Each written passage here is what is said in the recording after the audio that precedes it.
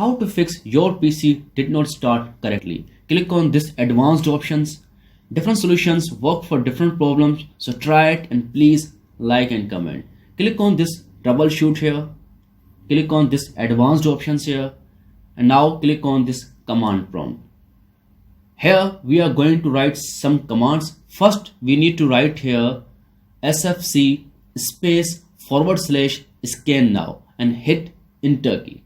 Perfect. Okay, wait a little.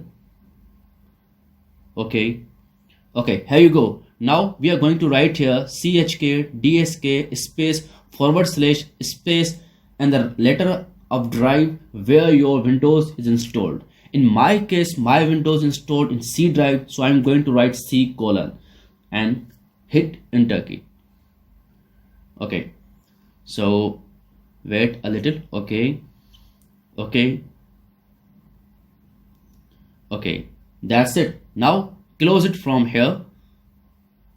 Now just click on this continue button and your problem will be fixed.